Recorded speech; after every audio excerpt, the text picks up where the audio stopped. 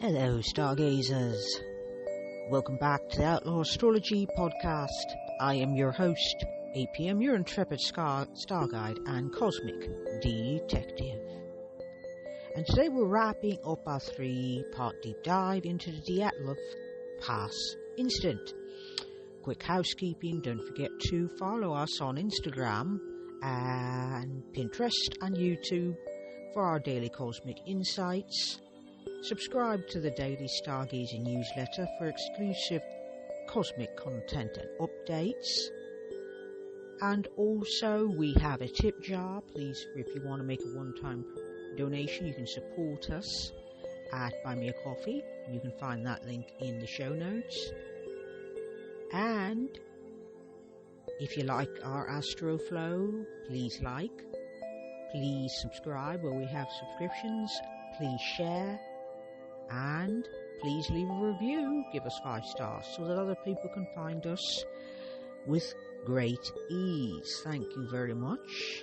And one last thing, trigger warning, today's episode discusses theories about death and unexplained phenomena, so those of you who are a bit sensitive and like a little bit more of a low risk, you might want to sit this one out. And with that said, onward. Now, what we talked about last time was the setup, and here it is. 10 hikers ascended the Ural Mountains in Siberia in January 1959. At that time, it would have been winter in the Northern Hemisphere.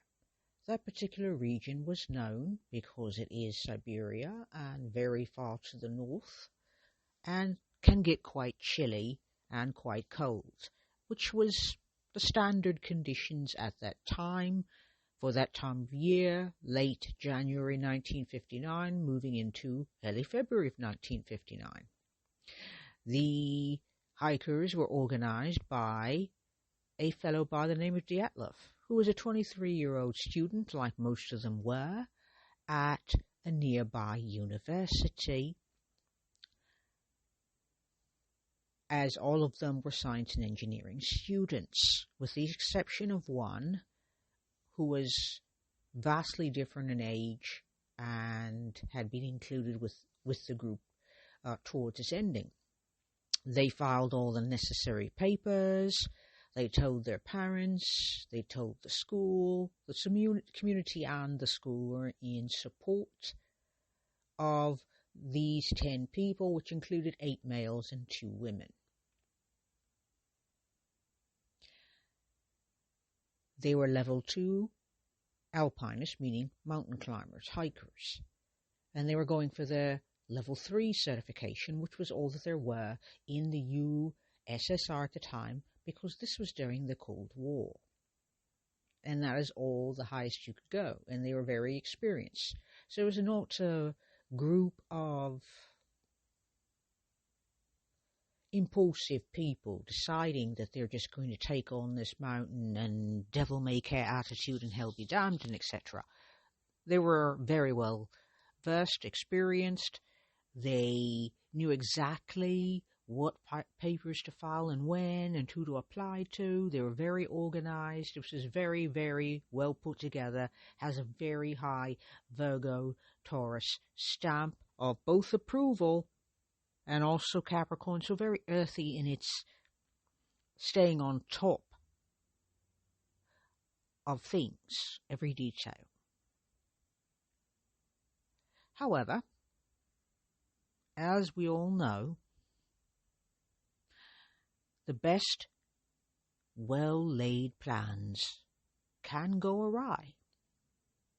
And the Dyatlov Pass instant is no exception. Something went awry, or pear-shaped, or sideways, or just plain bloody wrong. And so that is the setup so far.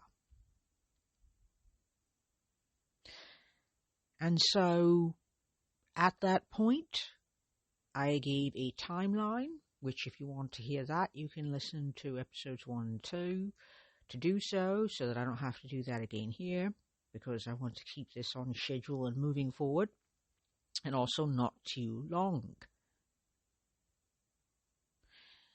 So that's where we left it. We left it at the timeline, which ends. So the timeline starts late, about the 25th, thereabouts, of January, and goes all the way to about the 1st or the 2nd of February 1959. And the reason I say 1st or 2nd is because it's not exactly known when exactly what the events were, when what happened. When the final event occurred, it occurred about once on February 1st or 2nd. Now, we're all curious as humans, and cases like this have a lot of theories. And even the people, the community, the parents, everybody has a theory. And the government had a theory. I mean, everybody has put their stamp on this since 1959. And it's still one of those stories that just brings out the curious, brings out the mystery, brings out the questioner, the conspiracy theorist, and makes us go, because all the details just don't seem to add up perfectly. Example, they were found in more than one place, at least 3 or 4 different places. They were found in states of undress that would not have been ideal for that weather. It was cold, it was windy, and it was snowing. Conditions would have been very poor on a mountain compared to the ground. So it was not warm weather. It was freezing, actually. If it's snowing, it's freezing. So 0 degrees Celsius, 32 degrees thereabouts Fahrenheit. If it was daylight, they wouldn't have seen because it might have been a whiteout. If it was dark, then it would have been pitch black. So to give you the idea of the conditions. So those were the conditions. And they weren't all found. Their bodies were found in very different states, rates of decay, in very different states of, whether they were whole or not whole, different states of undress. Some were completely dressed for the weather, and others dressed as if they were going to go for a walk on the beach. Some were missing socks and clothing items. One would have a sock or a shoe, but would be missing, and the other sock or shoe. And also, as I've said,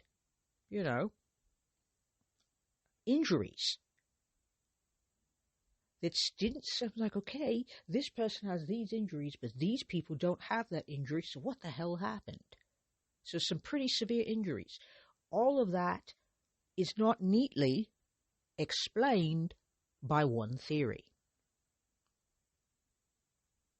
which is what we're going to step into next, which is right now. So what we have is a Bigfoot theory, and here's why. What the 38-year-old male, and I'm going very vague here out of respect to the families and to the victims of this mystery, okay? So you can always, if you want to know more detail, because it's an astrology podcast, not a true crime podcast, you are free to do your own research via the internet, okay? Because it's a really well-known case. But one of the travelers, 38-year-old male, had his camera roll, and one of the last images was of a very tall, ungainly, fuzzy figure in front of him a few feet, and you can't see distinct features. So they thought, well, that's very strange to have on your camera roll. Could it be Bigfoot? And this is where Neptune comes in. Now, why do we say that? Because Neptune's also about confusion. It is about illusion. Yet I said confusion and illusion and also delusion.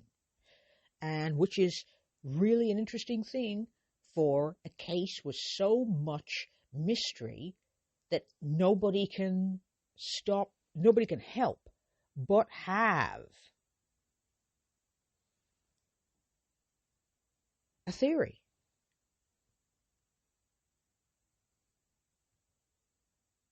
So what we're going to do is present you with all of those theories. So that's the first theory. And that gives us our Neptunian bent on this one. So let's check out where Neptune was hanging out. Now I've cast the chart for February 1st, 1959, and I went with midnight, although I will adjust that to say about 4:30. So right now I'm going to adjust the time to account for a change. So let's say about 4:30 from midnight. So we'll see how much of an adjustment from last week, because I used midnight for last week. So this is like my best guess based on my research. And Neptune was hanging out in Scorpio, in the second house in this particular chart, which has the ascendant and the north node in Libra. So diplomatic. Okay, and that might come in handy later. So 6 degrees of Scorpio, Neptune. So secrets, things that are hidden, might attract authority figures, meaning powerful people. And since Pluto would be calling the shots on this Neptune, we're going to go find Pluto.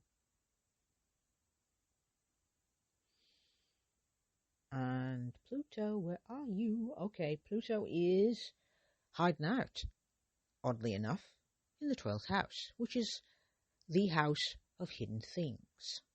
Okay? And for the sake of spiritual astrology and quantum astrology, which is the astrology of that which is mysterious, unexplained, it's a way of trying to understand events that are beyond comprehension. And the 12th house in this particular method is all about that which is hidden, and it is in Virgo, and it is at 3 degrees. So that would be a sextile, because water and earth, which is very kind of a receptive yin type energy, that is a 3 degree orb. And so when we're looking at this, sextiles are opportunities. They have to. So is it likely that things were very confusing? Is information hidden? Yes. It was about 3 days after, and there was snow. So snow and cold preserves things much better, but the crime scene was all over the place. Everybody was in different places, up to at least a few kilometers away from one another. So that's a big expanse, and the scene was not untouched. Apparently the elements were involved, and also it is theorized that animal predation happened, and that the hikers did not all expire at the same time. So those would be some of the ways I would look at that Pluto and its rulership, its short calling of Neptune, and that would be a sextile. And it's doing it from the 12th to the 2nd. The second can be also about what resources do we have available here. It's kind of confusing. It's if you don't know enough about the case and none of the facts seem to add up, you are forced to then theorize very wildly and very variably, and that wider field doesn't actually provide enough raw data for concrete answers. And where Neptune's involved, concrete answers are not likely to be. So Neptune in this chart is also 5 degrees conjunct the moon. And the moon is about comfort. It's about safety. But here it's about what things are underneath the surface unconsciously. And unconsciously, things are being hidden, and not necessarily intentionally, because it's unconscious. The moon is also about the unconscious. So in this is what unconscious factors could be contributing to the mystery. How to pose that question, we don't really know, because resources here is a very highly investigative, inquisitive energy, which is Scorpio energy, the whys, the wherefores. Let's get to the bottom of this. Let's go see what the answers are, no matter how frightening, how dark, how taboo. That's Scorpio energy, and very dogged. That's the fixity of the thing. So that is 5 degrees off. What we have is even opposing that Neptune is the repressed in the house of the 8th house, which is conditions of death. And we've got Black Moon Lilith in opposition at 4 degrees, and it's Taurus. And Taurus is, I'm going to take my time about this. And also the question is digging this far worth it? Is it worth these answers? Do we care? Is this information going to be valuable? At some point, people must have wondered, and shouldn't we just let it go? Or, more to the point, Taurus energy is slow and intrepid with intention. And the intention is that in its own time, in its own place, the conditions of death might possibly be revealed. Now we've got Pluto also dealing with government conspiracy theories. Government conspiracy theories and KGB involvement. And here is why. Because the student that took the Bigfoot picture, that's what I'm calling it, was 38 years old and was not a student at the university. And so people are wondering, why was he spending time with people in their early 20s? Did he not have anything better to do with himself? Did he not have a life? You understand how people think. I understand how people think. So yeah, people are like, that's a little weird. How did he get in there? And the theory came up, well, wait. This was the Cold War. This was the USSR. Is it possible that he was a KGB plant sent to watch these young people for some nefarious reason? Twisting my invisible mustache and with an evil glint in my eye and smiling way too brightly like Pennywise as I contemplate all of those wonderful theories that just make your head just spin, but in a really good way. So that's Pluto. Hanging out in that 12th house, funny, ha ha ha, of everything hidden. And is it possible that those in power would hide things? Wow. Well, that never happens. But here's why.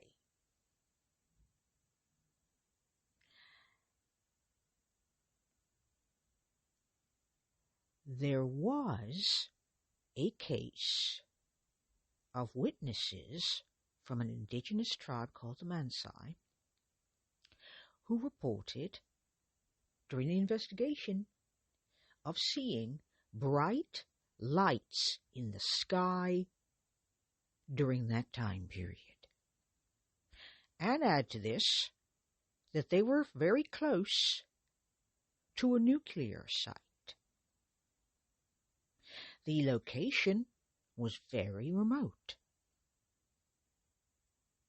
So it wasn't like there's a big city with an airport nearby. It's remote. This indigenous tribe lives there, but it's clean, pure, primeval territory for kilometers and kilometers, miles and miles. You get the picture. Raw and unspoilt. And not a bad place for nuclear testing. And you wouldn't want to share the information or put it about too much that you were doing said nuclear testing, because it might catch the attention of the West. And considering at this point Cold War, the USSR and the West, which includes UK, France, and the United States, etc., were not on good terms. It was very covert, sneaky, paranoid, and suspicious type of energy. Everybody wondering when everybody else was going to hit that magic red button and blow us all to kingdom come. That was the atmosphere. And so you might understand, looking back, how people might say, and the KGB operates rather like the CIA or Mossad or some of those organizations, or even MI6, which is the UK equivalent, those sort of organizations. So it didn't take long and much with this little detail and a lot of questions, and still to this day not sufficient answers, for people to say, is it possible the government was involved? Is it possible there was nuclear testing and they didn't go around and talk about it because they didn't want anybody to know it was happening? And you can get that Plutonian influence in the 12th house of things hidden and secret. And then you look at Uranus. And at that point, on that time, Uranus was hanging out in Leo. So Leo's the authenticity type of energy, because it is ruled by the groovy sun in this particular chart. And let me tell you where the sun is hanging out. The sun is in the 5th house in Aquarius, which means Uranus in the 11th house, in opposition to the sun, by the way, in Leo. By the way, that is called a mutual reception. You will note that the sun is in Aquarius in the 5th house. The sun calls the shots on the sign of Leo, whilst Uranus in Leo calls the shots on that sun. Uranus shot calls the fixed air sign Aquarius, which means these two planetary bodies are in what is called an opposition, 180 degrees almost, a little bit over, about 3 degrees over thereabouts. And what we have is in the 11th house. The 11th house is authenticity. So things were pretty above board, but it also says the unexpected, because everybody knew what was going on. It was open.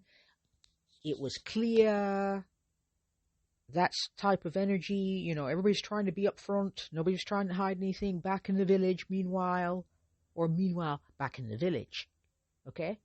And Uranus in Leo, unexpected. The unexpected hits you, and you still want to be transparent. It's just going to be very, very different, because it's kind of hard to know how to behave or feel in a situation that is so beyond comprehension. Whereas that sun is having a difficult time. It likes to be the center of attention, which, by the way, this case, an unexpected case, definitely made that part of the world a very famous place due to one of those, mysterious, frightening, sad, tragic events.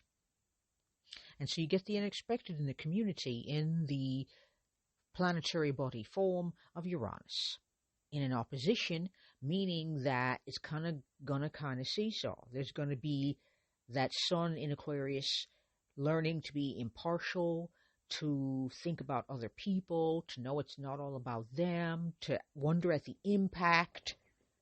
And the fifth house is about, for the sake of here, it's also speculating, because that's what we're doing. We're speculating. And even the community would be speculating. And so learning to be impartial, but also being enthusiastic, and also being upfront. This is how I understand things. These are the facts. And that Uranian energy brings a bit of the unconventional. It brings shocks, and it brings the unexpected. You send your children up a mountain with the future ahead of them, and they don't come back down the mountain. So you send them up the mountain with a future ahead of them, and the future ends on that mountain.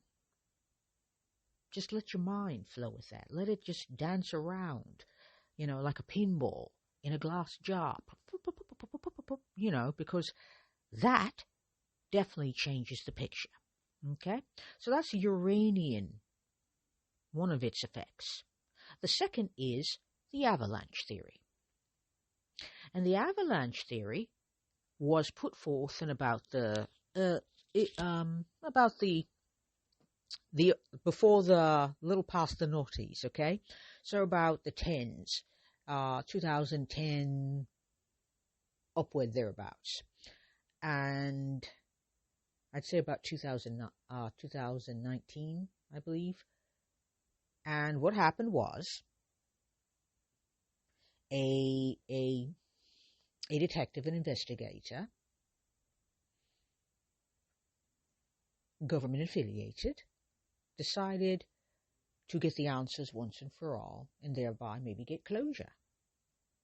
So he went up the mountain with a team and walked the area where it would have happened and looked at the conditions. And one of the things he noticed was something he felt that the 1959 rescue team had overlooked, an investigative team had overlooked, was that they noted that the incline, the slope that the hikers were found near was about 15 degrees. That was in the report in 1959. When he and his team measured, they noticed that it was actually 28 degrees. This is significant because at 28 degrees is close enough to 30, and an incline, in order to cause an avalanche, needs to be as steep as 30 degrees.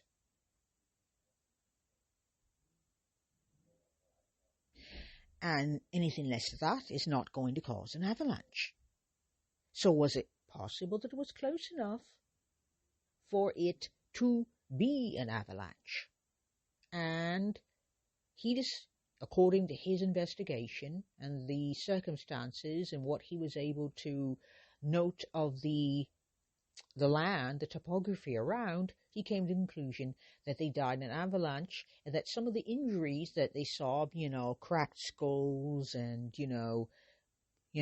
fractured rib cages and broken noses and things like that, something that looked as if they'd gotten rattled about, kind of. And he said it was an avalanche, and then prepared himself to do his victory lap.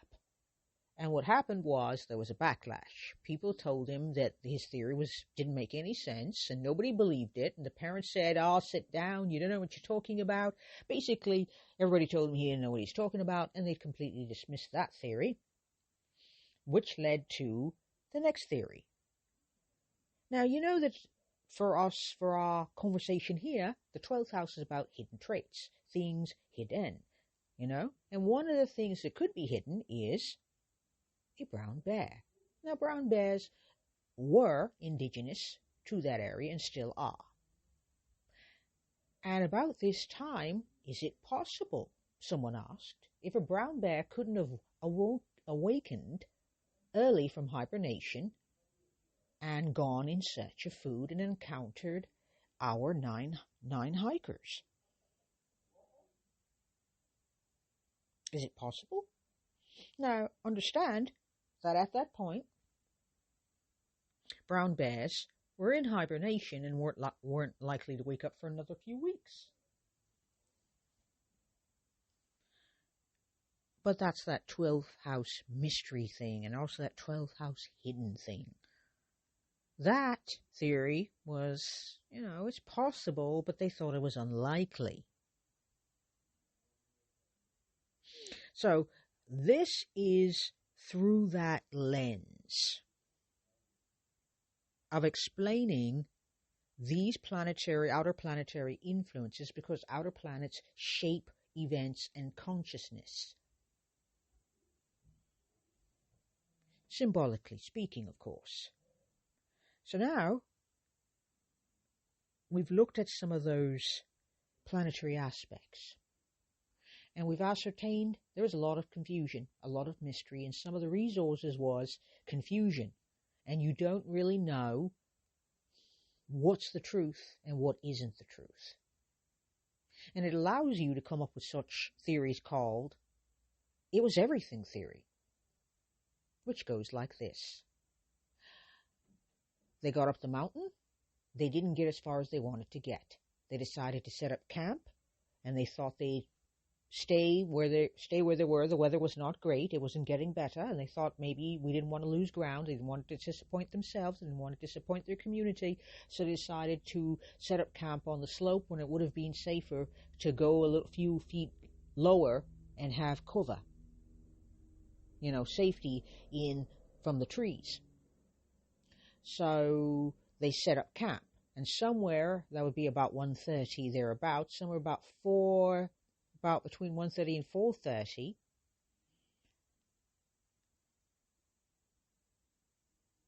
there was lights in the sky, possibly from a missile testing strike in a remote area that was supposed to be a secret. A sonic blast would be enough to liquefy one's insides from the distance that the hikers were to the nuclear site on the mountain. And so some of them were startled by that sound and cut their way out of the tent. The conditions were very black, and so they didn't know. They couldn't see, but they wouldn't have been able to see anyway because it was also snowing and windy. And so they would have gotten out of that tent. They cut their way out, and they would have gotten very confused. If it were not for the fact that nuclear blast shook up the mountain, sending an avalanche down that 28-degree slope onto our ill-prepared hikers. And that is when they cut the tent open to escape, to assess what's going on. And some of them are probably in states of undress because they were in a tent. And it was hot. And so some of them were not properly dressed and ill-prepared. Not to mention the fact that, as I just said, they were really close to that site, and that site could cause concussions and could liquefy body parts due to the extreme injury and extreme force. So some of them had actually come out of the tent confused, woozy, injured, trying to figure out what's going on. They lose their way. They wander everywhere. It's cold. They're not prepared for the weather. And so they succumb to hypothermia. And this happens at least 3-4 times at different points, with the last set of bodies being in the copse of trees. And they were better prepared for the weather, as it looked like they'd taken the clothes of all their comrades and put them on to give them a better chance of safety, which means the others had probably passed by that time, which would have been between 5:30 and 7:30 a.m. All these times I've mentioned from 1:30 on to 7:30 a.m. And they are surmised to have died closest to February 1st and 2nd due to the conditions of their bodies. The others were also in greater states of decay and had obviously experienced animal predation, whereas these bodies were well preserved and didn't seem to suffer as much. They had some bruising, they had some injuries, yes, but they weren't as severe as some of the others that they saw.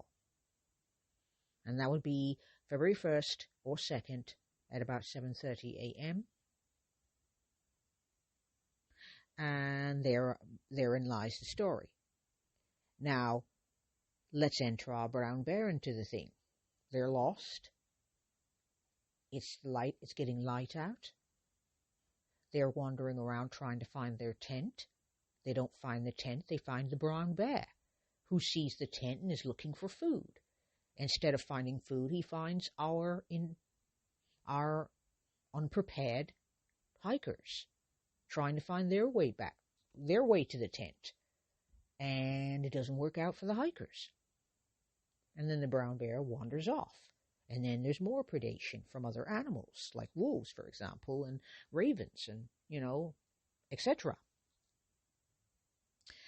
At which point, all is still. Now we've got the brown bear. We've left out the Yeti because it's unlikely that the Yeti was involved. I'm sorry, I'd love to believe this, but no, it's too fantastical even for me. So that's out.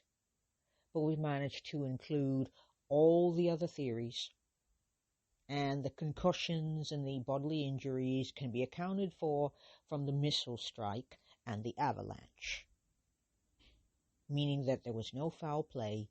Nature was responsible, and it was not the fault of anyone. There was no secret conspiracy theory. Now, it would be lovely if everybody agreed, but they don't, which is why this is such a wonderfully perplexing theory. Now, one last thing before we go. I'm going to talk about, very briefly, the moon. Now, the moon was in its waning third quarter. This is what we call a crisis of consciousness. And that means that there would be a challenge point. And that's the moon phase. We'd feel challenged to act, challenged to resolve things, challenged to take action in the timing of the events. And at these events, they did take action.